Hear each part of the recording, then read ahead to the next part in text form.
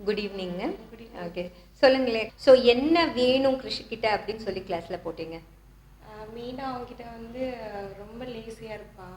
லேசியா இருப்பானா?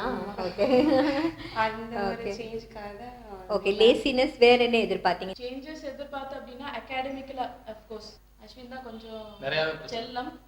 அவர் academically is okay, but we need some improvement. அதுக்காக தான் டிஎல் இது ஓகே பண்ணது. ஓகே, அதுக்கான ரிசல்ட் நல்லாவே தெரியுது. நல்லாவே தெரியுது நிதின் கிட்ட. நிதின் கிட்ட. ஆமா.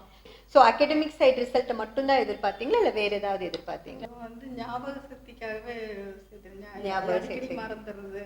ஓகே அதுக்காகவே சேர்த்து விட்டேன். ஓகே. ரோஷன் ரொம்ப சேட்டை பண்ணிட்டு இருந்தாங்க. ம் ம் படிப்புறது நல்ல மறந்து போயிடுவான். எக்ஸாம் டைம்ல நல்லா படிப்பான் வீட்ல, ஆனா எக்ஸாம் டைம்ல மறந்துடுவான். ம். ஆனா இப்போ கொஞ்சம் நீங்க பரவாயில்ல. ஸ்டடீஸ்க்கு நீங்க தான் கூட இருப்பீங்க. நான் தான் பண்ணலாம். ஸோ மறதி பெரிய விஷயமா இருந்தது. ஆமாங்க. ஓகே. பார்த்தீங்கன்னா கான்சென்ட்ரேட் பண்ண மாட்டான். ஸோ நீங்கள் ரெண்டு பேரும் எதிர்பார்த்து போனது அகடமிக் சைடு ரிசல்ட்டும் வேணும், பிஹேவியர் சைடு ரிசல்ட்டும். எவ்வளோ நாளுக்கு அப்புறம் உங்களுக்கு ரிசல்ட் தெரிய ஆரம்பிச்சது? ஒரு 2.5 months 3 months இருக்கும். 2 months 3 monthsக்குள்ளேயே 1 month கிட்ட வரும்போதே கொஞ்சம் ரிசல்ட் தெரியும். என்னென்ன ரிசல்ட் பார்த்தீங்க? ஃபர்ஸ்ட் பார்த்தீங்கன்னா உட்கார வச்சா படிக்க வைக்கும் போது உட்கார்ந்துக்கிட்டான் ஃபர்ஸ்ட். அதுக்கப்புறம் வந்து பேச்சு அப்புறம் அது ரொம்ப தெளிவா எதுவும் தெளிவா முடிவு எடுக்கிறது. நம்ம என்ன பண்றோம் எதுக்காக பண்றோம். ஸோ நிதின் தான் முதல்ல சேஞ்ச் நீங்க பார்க்க ஆரம்பிச்சீங்க. எல்லாமே மரியாதை எப்படி கொடுக்கணும், திடீர்னு வந்து கோவப்படுறது, இருந்தது. கோவப்படுறதெல்லாம் இருந்துச்சுங்க. அதெல்லாம் இப்போ குறைஞ்சிருச்சு. ஓகே. அதே மாதிரி மரியாதை கொடுக்கறதும் வந்திருக்குது. இப்போ எக்ஸாம்ல எல்லாம் மேக்ஸ்ல 100 வாங்கியிருக்கான். அப்படியே ரோஷன் மற்ற சப்ஜெக்ட்ல எல்லாம் above 95 வாங்கியிருக்கான். above 95 வாங்கியிருக்கா அப்படி. ஓகே. ஸோ இதுதான் வந்து பெரிய மாற்றமா நீங்க பாக்குறீங்க. அதுக்கப்புறம் வந்து கொஞ்சம் அப்படி என்கிட்ட அவங்க அப்பா கிட்ட எல்லாம் கொஞ்சம் அப்படி க்ளோஸா இதாக ஆரம்பிச்சேன். முதல்ல அப்படி இருக்க மாட்டானா? பேச மாட்டான். ஃபர்ஸ்ட் வந்து அவன் ஹேண்ட் ரைட்டிங்ல நல்ல இம்ப்ரூவ்மெண்ட் வந்துச்சு. ஹேண்ட் ரைட்டிங் காம்படிஷன்ல அஃப்கோர்ஸ் அவன் தான் ஃபர்ஸ்ட் ஸ்கூல்ல.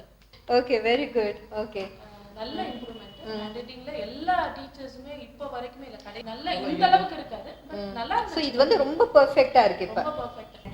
என்ன மறதினால என்னென்ன விஷயங்கள்லாம் நீ முதல்ல பண்ணிட்டு இருந்த மாதிரி உனக்கு தோணுது? ஏதாவது ஒரு பென்சில் அந்த மாதிரி ஏதாவது ஒரு போச்சு, என்னோட முக்கியமான திங்ஸ் ஏதாவது ஒரு இடத்துல வச்சோன்னா அதை மறந்துட்டு அடுத்த நாள் முடிச்சு தேடிட்டே இருப்பாங்க.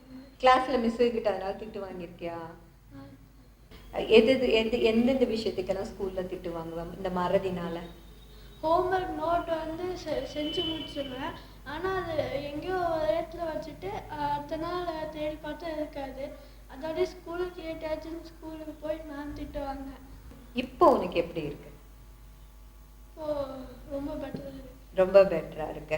அகாடமிக் சைடுல படிப்பு சம்பந்தத்துல என்ன மாதிரியான மாற்றங்கள்லாம் நீங்க? மெமரி பவர் அதிகமா இருக்கு இப்போ. முதல்ல விட இப்போ மெமரி பவர் நல்லா இருக்கு. முதல்ல 1 hour எடுத்துக்குவான் ஒரு லெசன் படிக்கிறது. ஆமா, இப்போ ஒரு 15 minutesல கொஞ்சம் ஓரளவுக்கு 3/4 மணி நேரம் குறைஞ்சிருக்கு. எந்த ஒரு லெசனையும் சீக்கிரம் படிச்சு முடிக்கிறேன், நல்லா மெமரியில ஸ்டோர். ஒரு எஸ்ஏ படிக்கிறதுக்கு முன்னாடி எவ்வளவு நேரம் எடுத்துப்பேன்? 1 hour மேல எடுத்து 1 hourக்கு மேல எடுத்துப்பேன். ஓகே. டிஆ கிளாஸுக்கு அப்புறமா half an hour. ஓகே, ஹாஃப் ஹவர்னா டைம் இதா இருக்கு, கம்மியா இருக்கு. பிஹேவியர்ல என்னென்ன சேஞ்சஸ் நீங்க பார்த்திருக்கீங்க? டிவி ரொம்ப பார்த்துட்டு இருந்தேன், இப்போ அதெல்லாம் கொஞ்சம் கம்மி ஆயிடுச்சு. பிஹேவியர்னு பார்த்தோம்னா ரெஸ்பான்ஸ் பண்றான் நல்லா. ரெஸ்பான்ஸ் பண்றான். ஓகே. அதெல்லாம் கூப்பிட்டாலும் ரொம்ப அப்படியே திரும்பவே மாட்டான். இப்போ கூப்பிட்டா என்னங்கம்மா என்ன அதை கேட்டுட்டு அதுக்கப்புறம் அவனோட வேலையை பார்க்குறான். நம்மள்ட்ட பதில் சொல்லிட்டு அதுக்கப்புறம் அவனோட வேலையை. ஸோ அந்த ரெஸ்பான்ஸ் வந்து அவங்ககிட்ட நல்லா இருக்கு. டியா வந்து உங்களுக்கு எவ்வளோ ஹெல்ப் பண்ணியிருக்கு அப்படின்னு கேட்டால் 100க்கு எவ்வளோ மார்க் நீங்கள் கொடுப்பீங்க டியாக்கு? 100க்கு வந்து 99% 100% கொடுக்கலாம். ஓகே. ஸோ உங்கள் வாழ்க்கையை மாற்றிருக்கு டியா. கண்டிப்பாக மாற்றி. ஓகே. டியா மாதிரியான கிளாஸுக்கு இந்த மாதிரி குழந்தைகளுக்கு தேவையா? நம்ம இந்த ஜென்ரேஷன் குழந்தைகளுக்கு தேவையா? கண்டிப்பாக வேணும். எதுக்காகன்னு சொல்லுங்க. மெயின் வந்து நான் ஃபீல் பண்ணுறது என்னன்னா ஸ்டடீஸ் சைடு அவங்களுக்கு கொஞ்சம் நிறைய சேஞ்சஸ் வருது. அகாடமிக்கலா நல்ல ரிசல்ட் இருக்கு. நம்ம என்னதான் இது பண்ணாலும் நமக்கு வந்து நம்ம மார்க் தான் சில இடங்கள்ல வந்து கண்டிப்பா மார்க் தான் கடைசியில பாப்பாங்க. நம்ம வந்து நாலேஜ் இருக்கு இல்லையங்கறத வந்து judging based on the marks. So அகாடமிக்கலா இருக்கிற ரொம்ப போரா இருக்கிற குழந்தைகளுக்கு இந்த மாதிரி கிளாसेस வந்து கண்டிப்பா தேவை. அதே மாதிரி பிஹேவியரல் இது வந்து ஒன்ஸ் இதுல வந்துட்டாலே அதுல ஆட்டோமேட்டிக்கா நிறைய சேஞ்சஸ் ஆட்டோமேட்டிக்கா வந்துருது.